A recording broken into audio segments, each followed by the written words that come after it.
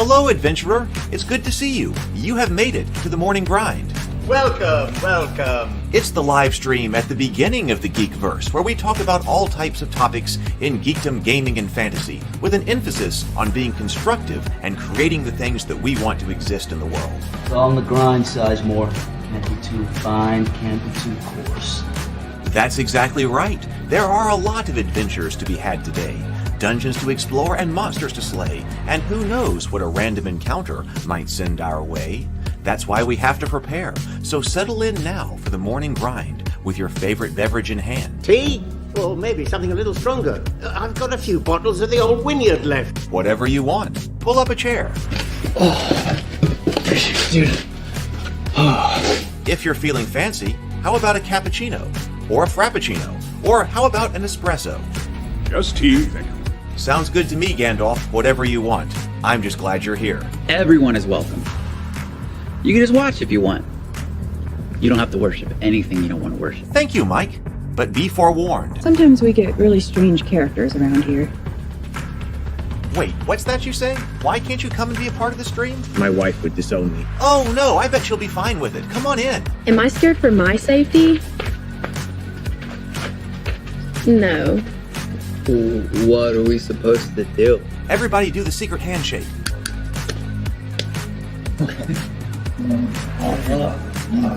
Secret cultist handshake. Oh, now do wizards who love each other. This, my friend, is a science. I still don't have gifts, but it's fine. It's all on the grind, son. Can't be too fine, can't be too coarse. Dude, this would be a sick place to bring the band. Indeed it would be, Dave. It really would. I'm seeing more people coming in. Welcome, glad to have you here. Oh, look, here's someone new. Is this the cultist meetup? Yes it is. Come to hang out? Please accept me. I have nothing else. Okay, we accept you. Everyone's welcome here. Brought some snacks. Well, that makes things even better. You want some coffee? I don't drink coffee. You sure? It's cultist coffee. What makes it cultist coffee? I'm a cultist and I'm drinking it. Oh.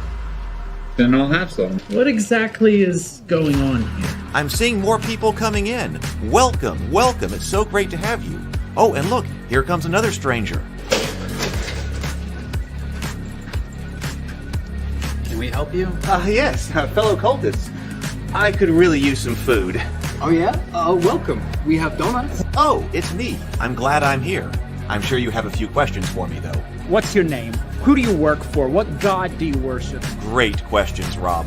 I'm Steve King, and I worship Nyarlathotep. No, not really. I'm just Heath, and I won't be worshiping anything this morning. But I will be your host. Welcome to the office. We're going to have a great time. I've got my coffee ready, because now it's time for the morning grind. If you could become a fish, that would be amazing. Then I could command you with my mental fish powers. Good morning, everyone. Good morning, and welcome to the office, and welcome to the morning grind. It is so good to have you here. I hope that you had a good weekend. I did. I hung out with family over the weekend, and then tried to get work done on Sunday. I've still been plugging away at trying to resort all of this this back catalog that I've got videos into different channels, and I think it's going to be so much better. But like, this has just been a huge project. I didn't know how large this project was going to be, but I'm glad I went ahead and did it now before I had an extra, a few hundred videos or something like that. So that's been going well. Oh, okay, I got a drink right over here. Okay, at least I have water here, so that's good. All right, I hope everybody has their favorite drink this morning as well. Let's go ahead and breathe and sip this morning. I thought we would talk about IP and culture today. We had talked about this on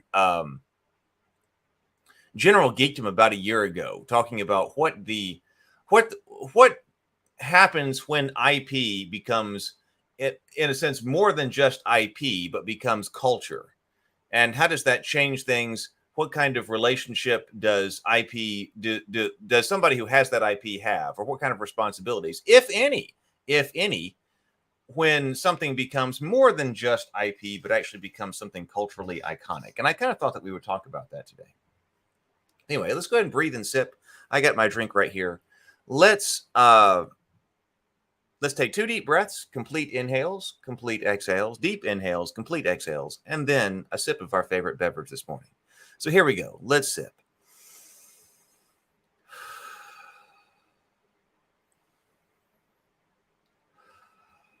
And sip.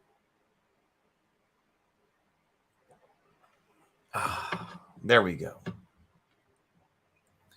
All right, let's see what's going on here. Oh, good morning. I see positive fandom in the chat. So James says, well, hopefully not violence. But good morning, James. Good morning, Stray and Daniel. Good morning. Good morning, BGD and Zero the Blade. Good morning, positive fandom. Let's see here. We've got, let me go ahead and put out the links here. We're still trying, one of the issues, or let me bring this up right here. So I republished, these still have the old thumbnails on them, but I've got the Hero Quest Dinner and a Board Game actual play that was basically our 3rd pilot. That one is over here on this channel now. That one's very popular. So we're able to now, with this, sorting this out, and I released also Zombicide Black Plague Quest 2 Part 2 yesterday, 19 hours ago. Still got 32 views over there on that channel right now, so that's pretty good. So that whole Dinner and a Board Game channel, Dinner and a Board Game right here. Discord, Stray has put the Discord link in here. Dinner and a Board Game.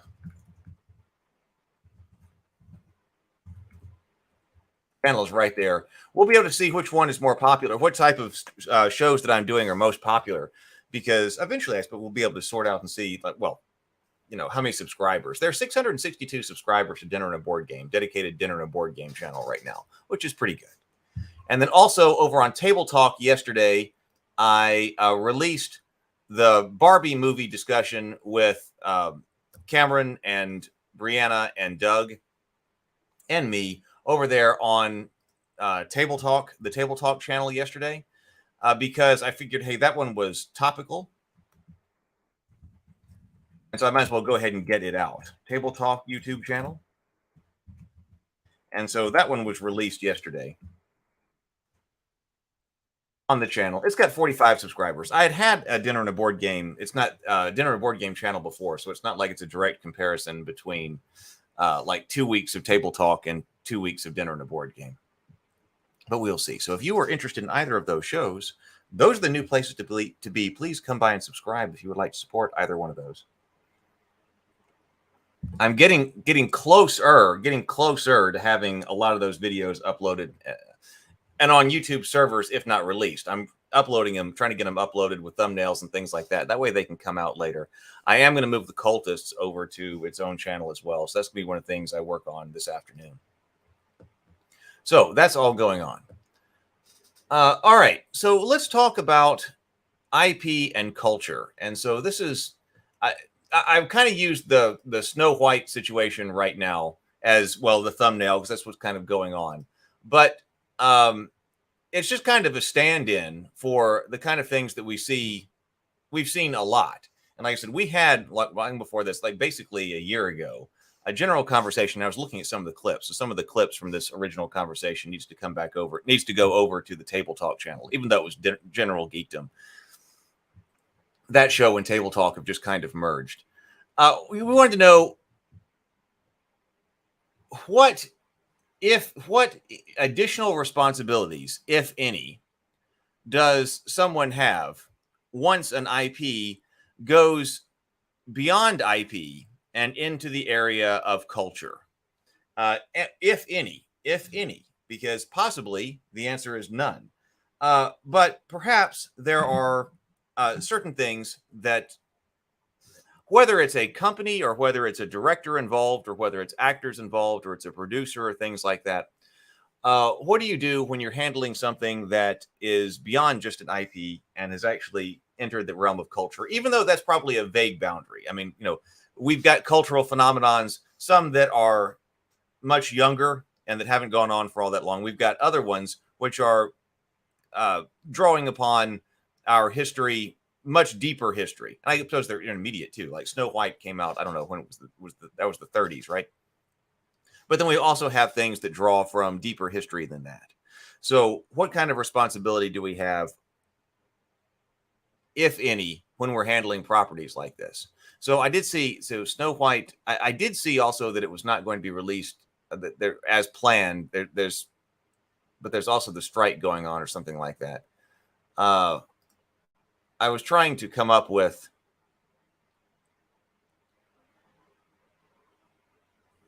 that things all over. I don't even know what all these different websites are. I was just looking up for things about what was going on there.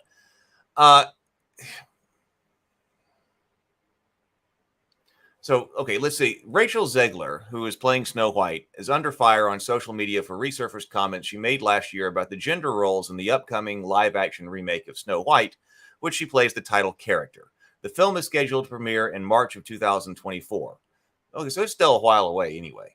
Edited clips of Ziegler's interviews Ziegler gave at Disney Fan Club's D23 Expo last September have circulated online to criticize or defend the 22-year-old actor. Representatives for Ziegler and Disney didn't respond to NBC's news request for comments earlier this week. So what was actually said here? The objections to some of the social media in regard to Ziegler's response to a question from Variety at D23 about adding a modern edge to the movie. I mean, this is, like I said, this is like this happens on like every movie that comes up, right? So this is the current thing that's being talked about, but this is a discussion that goes on all the time. She says, I mean, it's no longer 1937, Ziegler said in the interview. We absolutely wrote a Snow White that she's not going to be saved by the prince. She's not going to be dreaming about true love. She's dreaming about becoming the leader she knows she can be, and the leader that her late father told her she can be if she was a fearless, brave, fair, brave, and true. Other criticisms stem from her telling Extra at D23 that Snow White's focus on love in the original movie isn't something present in the remake. We have a different approach to what I'm sure a lot of people will assume is just a love story just because we cast a guy in the movie, she said. And it's one of those things that I think everyone's going to have their assumptions about what it's actually going to be, but it's really not about a love story, not about the love story at all, which is really, really wonderful. She joked that all the scenes featuring Prince Charming could get cut. Who knows, she said. It's Hollywood, baby. She was also critiqued for saying to Entertainment Weekly in September that she only watched the original movie once as a child and never picked it up again because the film scared her. Rachel Zegler admitted she didn't like Snow White growing up, saying she had only watched it once before getting the role. Getting the role is so sad to me. Oh, this is a post on X. Okay. Rachel Zegler admitting that she didn't like Snow White growing up, saying she had only watched it once before getting the role is so sad to me. Out of millions of women who love the character, care about the story, and yet this is who we got, read a post on X, the platform formerly known as Twitter. So that was something, a comment somebody else had said about this. And then, of course, people have different views on, okay, that. So where do we go from here? Well, let's see what people are saying in the comments here.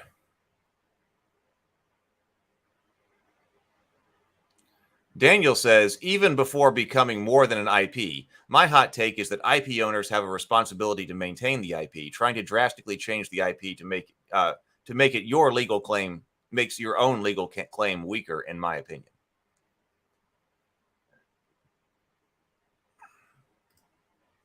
Snow White began as a German fairy tale, Snow White and Rose Red. It's about sisters, but their stories diverge, as part of which Disney borrowed from the first feature animated movie. Snow White was culture before it was an IP. Yeah, in this case, Snow White was culture before it was IP. And then it was, of course, highly popularized by Disney with its animated film. We've got situations that are reverse, of course, something like Star Wars. I think Star Wars is definitely part of culture now. It's much newer. In that case, we have a much newer one. But Star Wars, I think, is definitely something cultural, and it has a tremendous amount of cultural impact.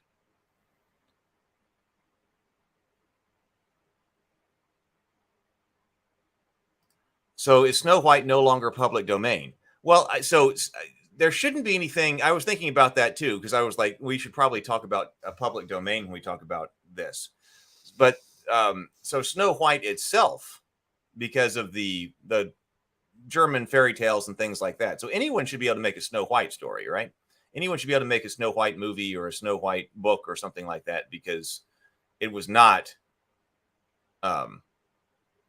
it pre-existed Disney's film. Now, actually, but I also was wondering, so when does the actual Disney film, when does Snow White's Disney?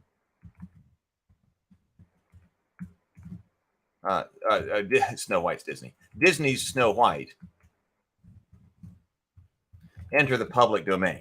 But on the other hand, this could be one of those things where Disney is one of the ones that continues to push it out. For example, so who does this? I mean, who knows exactly what the correct answer is? This says, just the first thing on Google says, for example, the depiction of the specific depiction of Snow White in the 1937 movie Snow White and the Seven Dwarfs will enter public domain sometime in the 1930s, likely. How would we just know that sometimes in the 1930s, likely? But the character as Disney has portrayed her is still trademarked.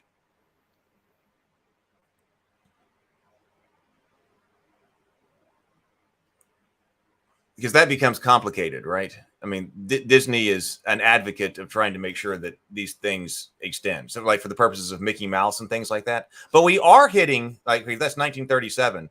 We are hitting in the next few years, right? Few years, decade, 2 decades, when theoretically a lot more stuff should be coming into the public domain. And actually, I was thinking about that with regard to The Hobbit as well.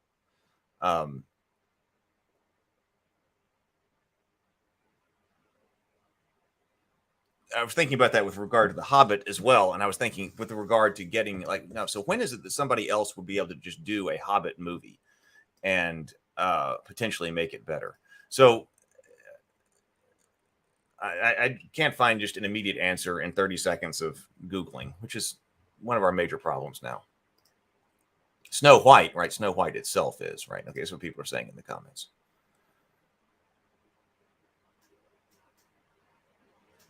Andrew says, I don't think you need to be a fan of something to work on it. Just get the person that's correct for the job. Star Wars, Star Trek, Lord of the Rings. I would put all of these things in that category. Star Wars, Star Trek, Lord of the Rings. The Matrix I hadn't thought about, but probably the Matrix is as well. The Matrix is IPs that became very much cultural. But certainly Star Wars, Star Trek, and Lord of the Rings. Now, Andrew says you don't need to be a fan of something to work on it. Does that change if you are leading it? If you're going to be something, if you're going to be the person who's leading it.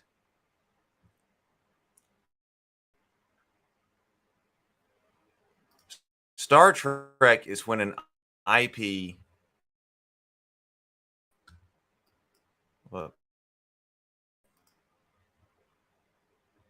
did I freeze? Oh,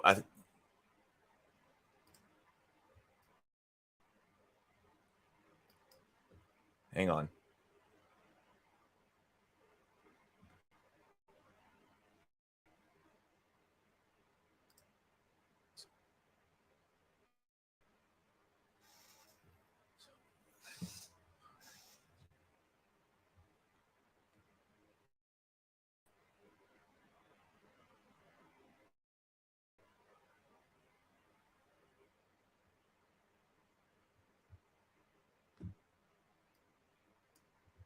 Let me see. Yeah.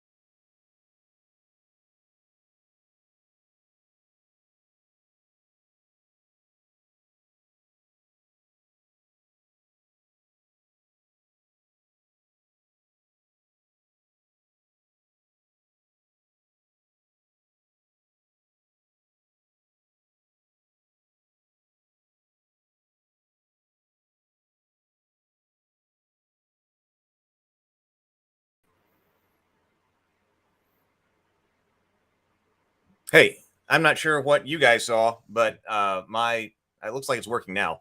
My whole broadcast studio froze. So I'm not sure what was going on. Let me bring back up my screen sharing.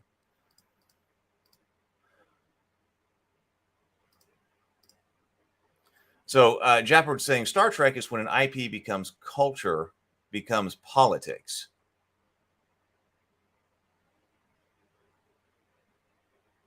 Yeah, Batman. I think is that I was reading something about Batman.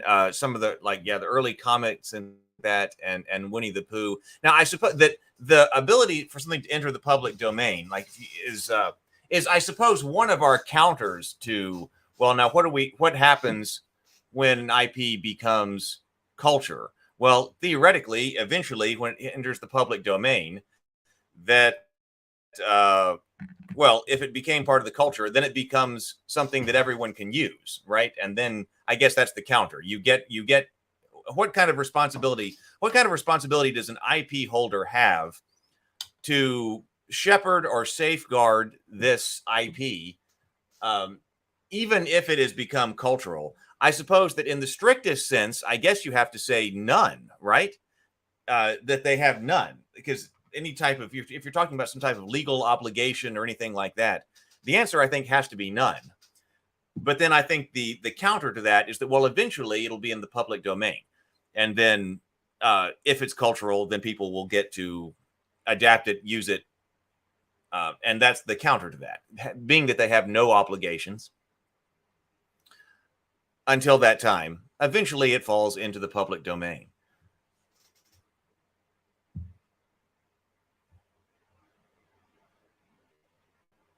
Andrew says, not. It's still being a bit slow over here on this size. Andrew says, not for me, it doesn't. I hate purity tests and all that. If someone has an interesting idea, go for it.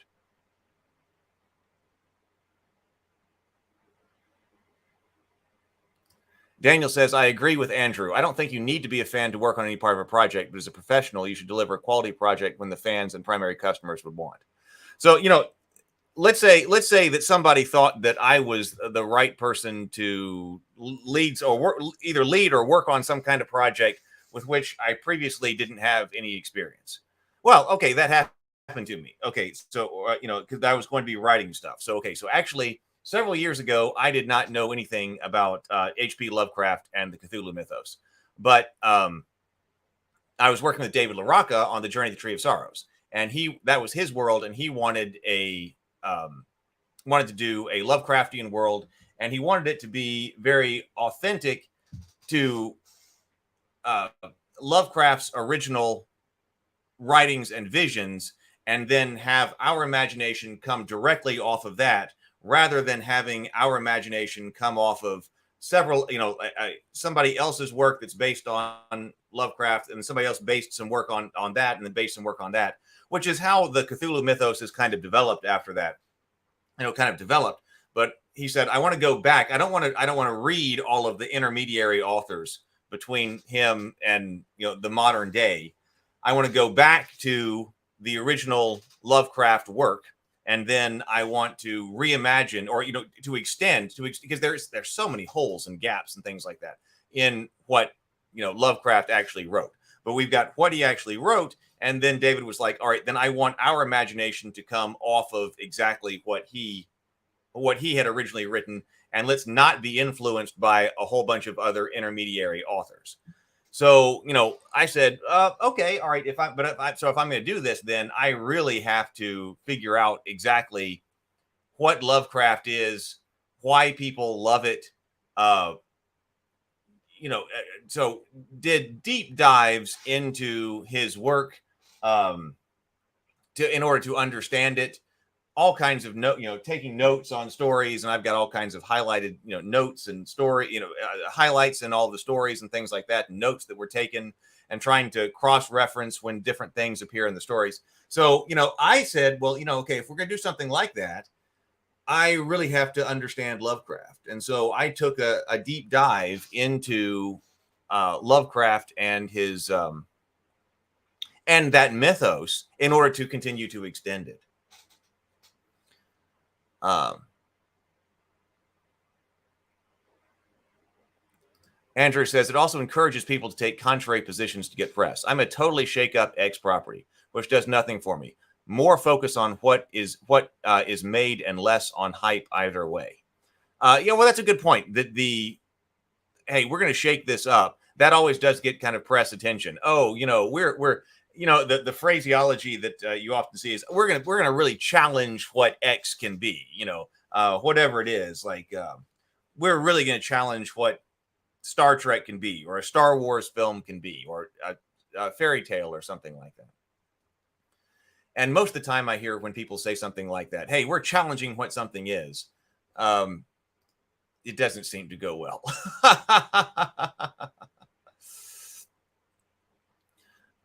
Let's see.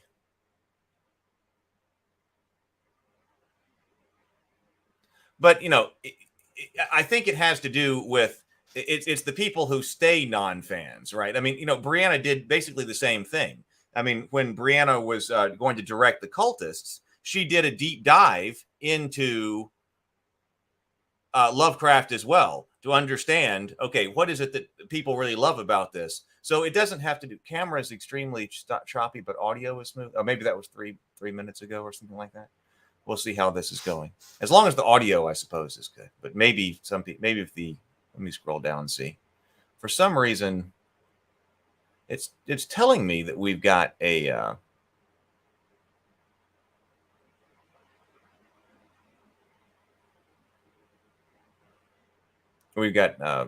reasonable, a good connection. So we'll see. We'll just see. Maybe something's weird's going on with the internet.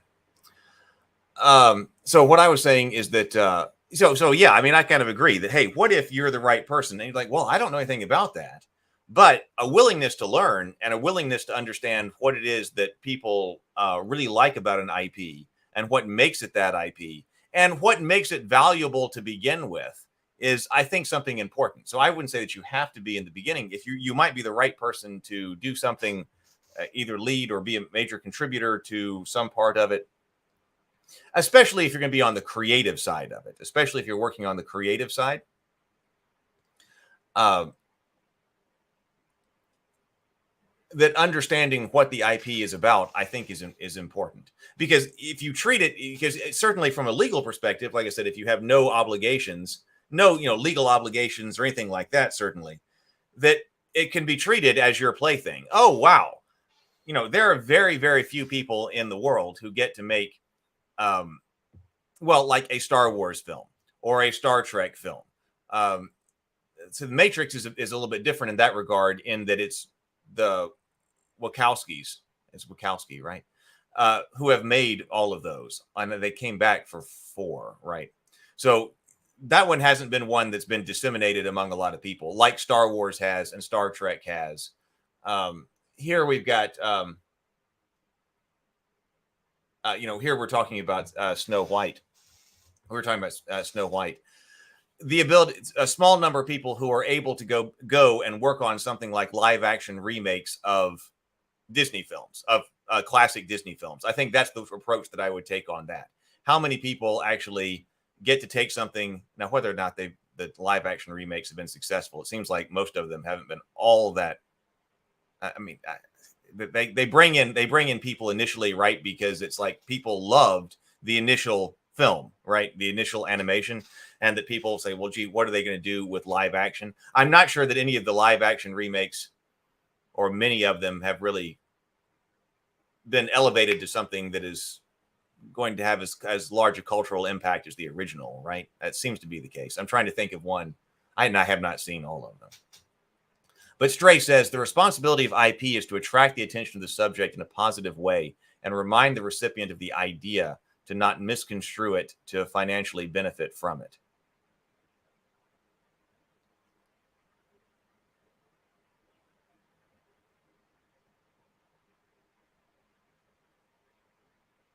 Daniel says it's a remake, but we're also going to challenge what it is.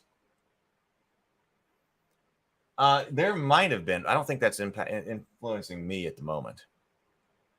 There was definitely South California, but that's not me.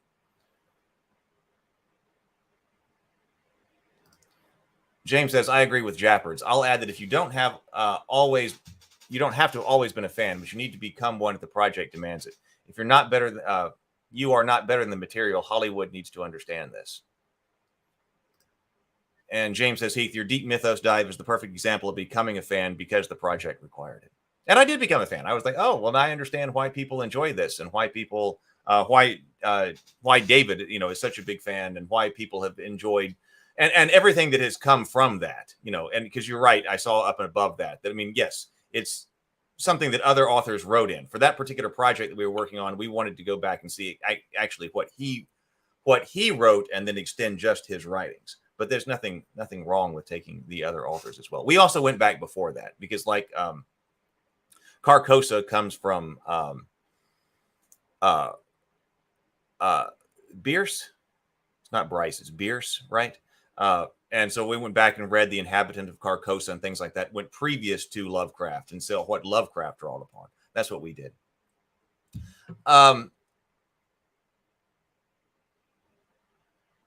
So, all right. So when I was going over here with, I think what bothers, let's see, this was this, but I don't know. This was, I think what bothers people today, and I was trying to think like, what's wrong with like the comment here? Because this is like I said, this is said about a lot of things. Oh, we're going to redo this Disney film. And what's one of the first things that happens is, well, she's not going to be saved by the prince. She's not going to be dreaming about true love. We're not going to be doing that anymore. This is an update. That seems to be part of updating it for a modern audience or things like that. In this case, Snow White is going to becoming a leader, and she knows that she can be. So this is pretty standard stuff. That's why it's like it's not truly just about Snow White. This seems to be about a lot of potential Disney remakes. But it seems like if I were marketing this, or if I were marketing this and I was trying to talk to the main talent or other major creative people who were focused on this, I would say, hey, what we need to do with all of these things, if we've got something that is an IP, the audience first needs to understand, we need to assure the audience that we respect what it is that they've loved, whether that's Star Wars or whether it's, we don't want to come in and be immediately critical of it. First of all, we need to realize, like, why is it that Star Wars, we'll use Star Wars for example, was worth, what was it? Was it $4.5 billion or something when it was sold 10 years ago or whatever? I mean, a lot of money that, and that was Lucasfilm in general, but that was a lot of money that Disney was going to write a check for to George Lucas. And then when you start working on it, one way to approach that is, oh, whoa, we just bought this. Now it's ours and we can do with it as we want. And of course, we said it from a legal perspective, yes. But on the other hand, the fans, the only reason that it's valuable, the only reason that it was worth that amount of money, the only reason that, the only reason you're working on it now, that's right. The only reason you're working on it now and the only reason that it was worth that amount of money is because there's a large number of people out there who care a lot about it, right? If there were not a large number of people out there who care about Star Wars, then Star Wars would not have been worth that amount of money, and no one would have been working on Star Wars movies, following up from what George Lucas did. The only reason that that was valuable and out there is because so many people cared about that. And I do often feel like that kind of acknowledgement is missing, that whether you're working on Star Trek, Star Wars, here we're talking about remakes of Disney. The only reason that a Snow White remake is happening anyway now is because Snow White, the animated movie, is so culturally relevant. Even is so culturally had such an impact culturally. People have watched that for decades and decades and decades. And the only reason that somebody is coming out now and going, hey, let's do a live action version of this is because that original version had been so beloved. Now, so that's the way that I would approach that I would approach it philosophically when trying to work on any of these things. Like, hey, so I think that that's what people are picking up on, I think, across a lot of these different things. appreciation for what that IP is. I think that people want to see that from the people who are working on it, because you can change things, you can update things. But I think that your first objective, if you're in one of these situations where you're getting to work with a established to the IP to the point of culture, is that you want to assure that all the people who are going to be the ones who are going to be there on opening weekend, or the first time the opening night when it drops on a streaming service or something like that, the people who are going to be there, you should have an audience already in the bag, right? That, oh my God, I love Snow White. They're going to do a remake of it, that's going to be live action. Wow. And we're actually going to get to see like the costumes, like her iconic dress, that is going to be brought to life in live action. We're going to get to see all of that. The people who love that should be the ones who are there for you to make your big opening night, your big opening weekend, your big streaming launch. You don't want to do anything that's going to drive those people away. That should be your core audience. And so it seems like the first thing that you should be doing is making sure in your press releases and your marketing material and things like that, that you're convincing, and hopefully you're convincing them this way because it's actually true and it's not just, like a marketing ploy, but you've got the people who are working on it who do appreciate and respect the IP, and that you are communicating that in your press releases and your marketing and saying, hey, do you loved Snow White or whatever it is, Snow White as a kid. We did too. And we are going to be great care. And now we're doing this new project with it, and it's in really great hands. That seems to be the very first thing that you try to communicate, to people. And I'm wondering about this in regard to something like The Lord of the Rings, because it would be interesting to go back and study the way The Lord of the Rings was, when Peter Jackson was doing them, was marketed and was being brought out. That was before it seems like there was great skepticism of there was before all the great skepticism of, oh my God, they're going to do a TV show or a movie of my favorite book or comic book or whatever it is.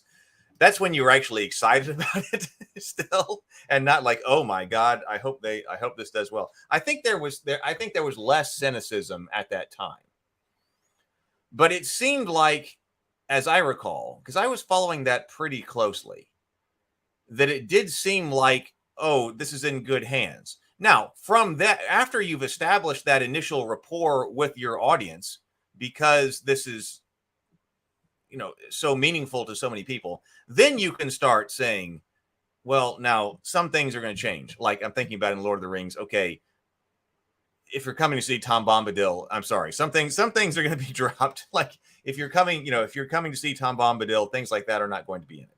Then you start layering in that, but once you've already convinced your audience that you are in good hands, we have a lot of respect for what is the kind of things that you love, for the material, why you love it. We understand why you love it. In fact, communicating also why you think, if you heard the producer, or in this case, the main actress or actor, the main talent, the producer, the director, also talking about an IP and why that person understands the IP is loved. Oh, yes. When I think about Star Wars, I think about whatever, naming the kinds of things that people really love about Star Wars and what makes it Star Wars or what makes something Star Trek.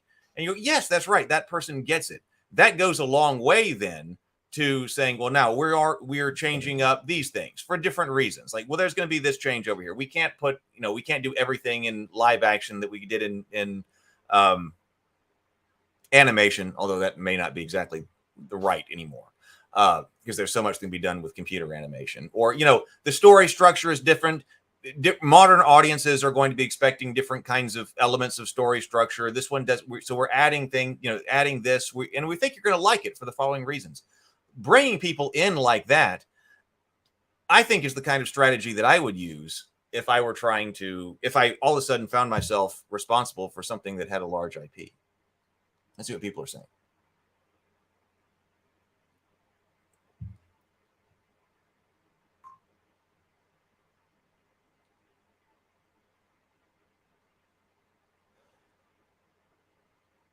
Zero the Blade says, if you want to honor a classic, but the way Hollywood is doing it is all wrong. Stray says, back then, men couldn't be rescued. By changing it and pretending it was written differently all along is culturally inaccurate for its time. It's not the time now, but back then. So yes, that's absolutely fair. To be fair to Ziegler, I haven't read her complete Variety interview. News is going to pull the juicy bits to highlight. She may have spent more time praising it or the whole time trashing it. But my point here was that this doesn't, I think that's completely fair. Yes, that's completely right, Andrew. I was saying that like this right here, which is what people talk about right here a lot, it seems like, that seems like it's said about a lot of movies. So this is not something that's specific to what she says. This seems like a very specific thing that happens to a lot of stories with female main characters. I mean, it seems like this is said a lot. So this is the kind of thing that making a modern adaptation seems to imply. So this is why I was saying that it's not necessarily Snow White specific. This is something that's across a lot of different IPs that we see. What?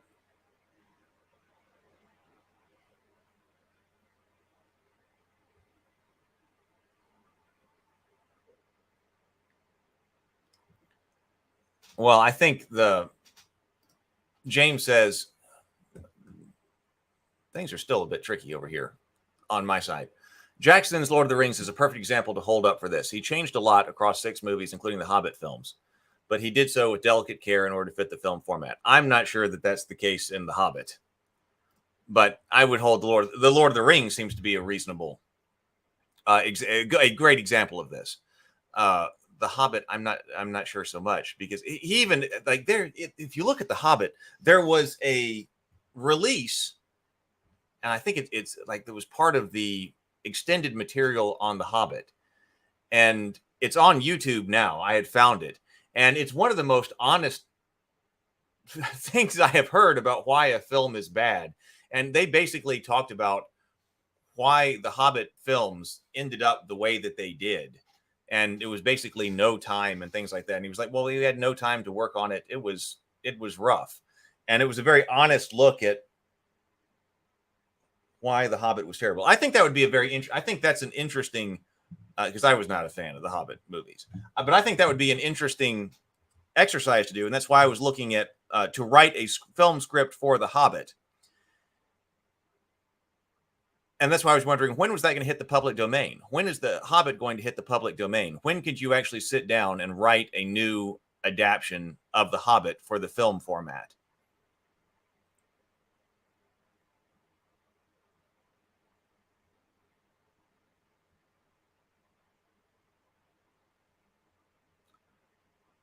There's a way to do Snow White like never before while also paying respect to the original. The respect is essential. And I think that's what people are looking for. I mean, that was my main point a few minutes ago, that's what the fan, because it should work that if your main fans show up, you know, the people who you really should have to do very little marketing to at all, because they're the people who are going to be searching out, oh, they're doing new Star Trek, new Star Wars, they're doing a Snow White, they're doing, like, your main fans are going to be the ones who are going to be looking for material. So you put it out on YouTube, you put it out in, on website format. A lot of these hardest core fans are the ones who are actually searching out material about this production that you're doing, and then are going to be there very early anyway. First of all, you don't want to do anything to drive them away. Like, don't do anything that's going to drive them away. They need to be the ones who are going to be there. And then, you know what?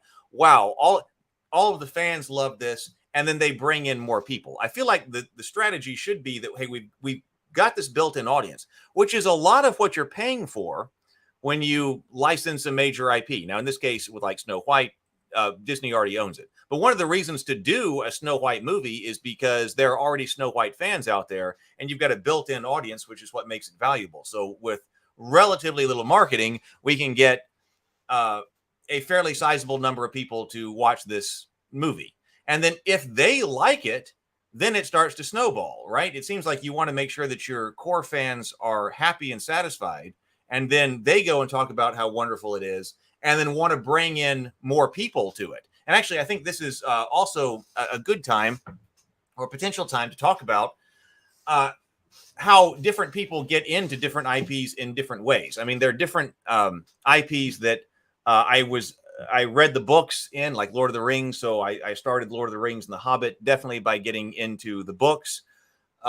First, a long time ago, Star Wars, of course, is a bit different because Star Wars is, started with the film. Actually, I think that the novelization actually came out first, but the novelization came from the movies. But really, the movies that, it started with Star Wars, the movie. I don't know anyone who started Star Wars with the original Star Wars book. But so it's basically started with the movies. But then there are other comic books and there are, novels and everything that was spawned afterwards. And people get into different IPs in different ways. So if you've got a great IP that was a book or a graphic novel or something like that, and then it was handled well. We haven't actually mentioned Harry Potter, but that came up as well. Harry Potter seems to be a major, also a major one that did this well. So a lot of people got into Harry Potter with the books, right? But that seems to overall, would the chat agree with me? Is this that Harry Potter is another great example of this? Harry Potter seems to have been shepherded and stewarded very well through its movies. And then a lot of people encountered Harry Potter and got introduced to Harry Potter through the movies, and then may have gone back and read the books. But you can be introduced to it in different ways. So if you were a book person, let's use Harry Potter as an example. If you were a Harry Potter book person and love the books, and then you find out that this movie's going on, and then you go and you're one of the people who is first there at Harry Potter with your robe and your wand on to watch Harry Potter on opening weekend, and you love it, what's going to happen next? You're probably going to go see it again, and you're going to bring people who don't know Harry Potter. And like, hey, listen, you haven't read these Harry Potter books, but come with me to this movie. And then it's going to grow from there, right? It should grow. That seems like the way you want to do it. Teenage Mutant Ninja Turtles. I came in with the cartoon, but there were a lot of people who were introduced to Teenage Mutant Ninja Turtles because of that movie. Because of the original Teenage Mutant Ninja Turtle movies.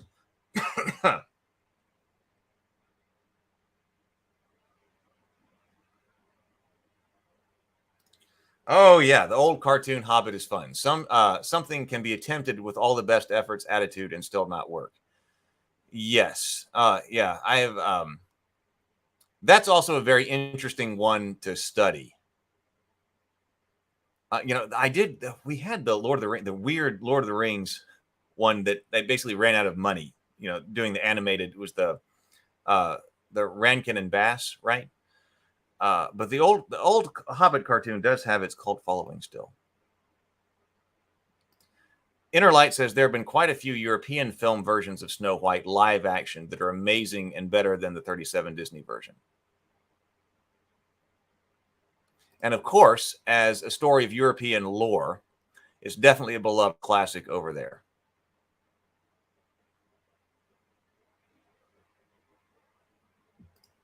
Gateways are important. I think a lot of people get into comic books via the cartoons. Batman, the animated series, and the cartoon on Fox are two that jump to mind. Yes, I agree with that. A lot of people get into X-Men because of the cartoon. Like what I knew of the X-Men, I've never been on the comic book side of things in general. So what I know about X-Men comes from a limited amount of cartoon watching that I've done.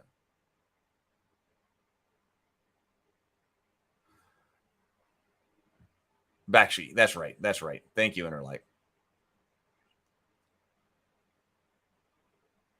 I think you're talking about the Harry Potter films right here. So yeah, Harry Potter is one of those. And so it can be done. That one seems to be both. Yeah. So Harry Potter, Harry Potter and Lord of the Rings, Peter Jackson's Lord of the Rings and all the Harry Potter series were really right in the middle of that heyday of science fiction and fantasy that was coming to the big screen and really becoming a major, pop culture,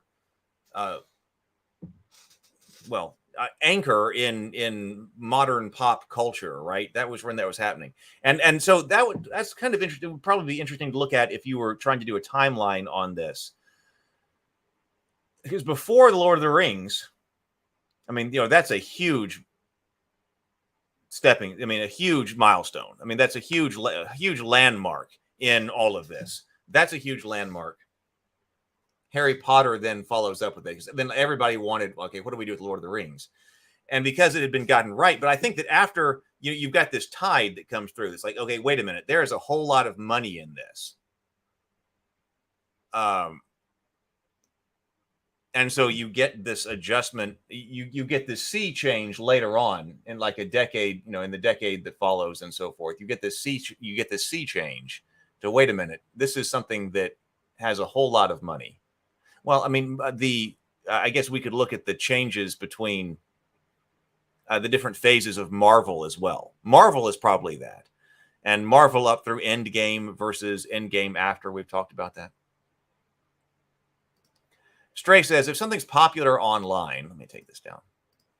If something's popular online, someone is going to start a flame war over the internet, and others will spread the flames because they think it's funny and get them into trouble. There's a cursed Russian Lord of the Rings? Back then, you didn't have a moron running their mouth. Well, yeah, you didn't have, I think that's also important to think about, too. You didn't have the state of the internet. I was talking about when I was talking about AI, the large language models. When we developed the internet, we didn't have the internet to talk about the development of the internet.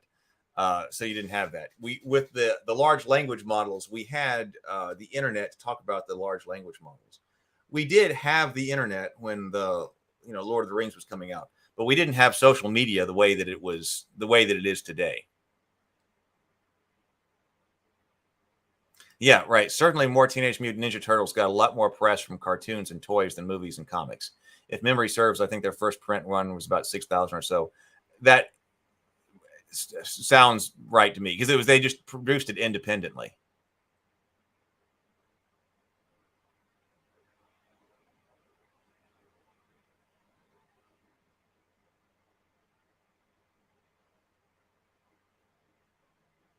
In fact, that success story, I love that success story. That was a fantastic episode of The Toys That Made Us. I learned a lot about the Teenage Mutant Ninja Turtles from that. That was an absolutely incredible success story.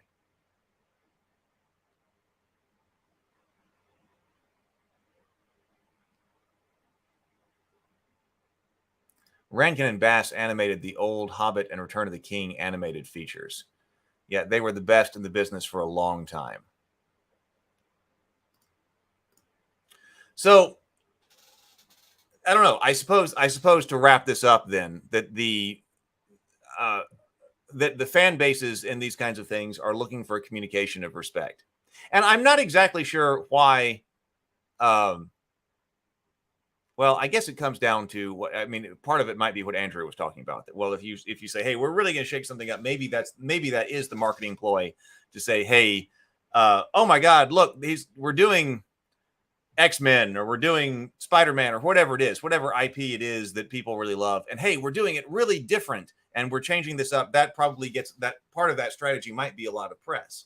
But I think that comes at the possible expense of the built-in audience. And it just seems like if you're licensing something, that one of the reasons why it's so valuable is because you have that built-in audience, and that your first responsibility from a marketing standpoint would be to make sure that you communicate to the people who are the reason that you're making this anyway, and why what you're making is valuable, that it's in good hands, and they have respect for what it is that's come before and why people really like this. Well, okay, Anon also makes a good point that you also have to understand a premise in order to subvert it. I think that's a good point as well, that you could do that if you were going to do, well, they pick Star Wars, Star Trek, something like that. You said, okay, listen, I love the general premise of this. Starship, crew, if you're doing Star Trek, crewed starships flying through space, that you got crews on starships and things like that. But we want to do something, we want to take this in a new direction. understanding the requirement to understand where it came from if you're going to subvert and flip something is also important. That can absolutely be something that's important. If you like, well, okay, here's my example that I hope I did well. I would say that because I had done so much study on Lovecraft to write serious stories, I was then able to write jokes about Lovecraft for the cultists. So, when you watch the cultists, there is a lot of Lovecraft in that. And I think that the fans of Lovecraft understand where all the jokes are coming from. There's a lot of deep Lovecraft jokes in there if you're watching for it. So if you're going to say, hey, can we do something Lovecraftian? And it's very easy to just do, a joke with a cute cartoon Cthulhu or something like that. But it's more difficult to say, all right, so ordinarily Lovecraft is horrifying, but what if you did want to do something that was funny with it in a way that the people who really appreciate Lovecraft will accept? Maybe I did that. That was the goal anyway. That's the goal anyway. It comes from something that's like, this is well studied. I love all the serious side of this. Now we can also take a little bit of time to have fun with it. So I would say good point.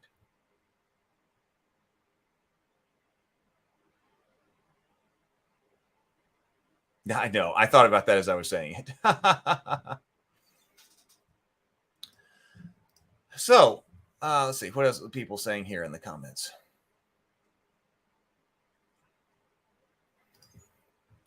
Inner Light brings up postmodernism. Postmodernists always try to shake something up. It's part of their denial and refusal of tradition and values.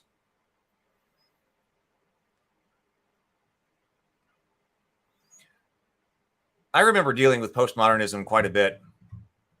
I see it's when I was in graduate school. I think there's probably a lot that we could say on that. I'd have to pull it together. Maybe we have some kind of discussion on postmodernist influences on culture, because all of that was really ramping up when I was in graduate school. And in fact, it was to the ramp up stage that a lot of us really didn't understand. I remember having conversations about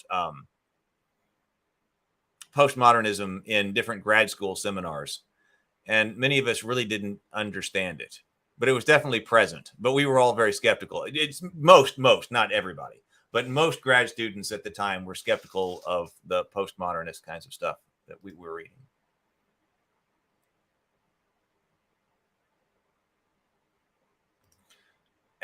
Anon says, and the audience needs to understand a premise in order to see how you've subverted it. Yes. Which they should know and do. Like if it's something cultural, if it's got this if there's this diehard attachment to whatever book series, movie series, whatever it is, the audience for that understands those premises. They've got an understanding of that. That's why they love it. They've dug into it, and then that's why you have to understand it in order to show how it's been flipped. For example, snow glass apples doesn't have the same impact with first understanding Snow White. I'm not even sure what that is.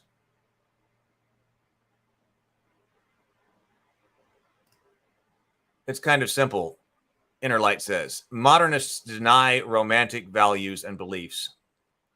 Postmodernists deny modern values and beliefs. It's a three-way culture war right now. Yeah, and what modernism means in that context can also be different. So sometimes you should talk about modern and being the right now. Oh, Glass Apples is a Gaiman short story. Okay, I didn't know that. Snow Glass Apples. Okay, I did not know that.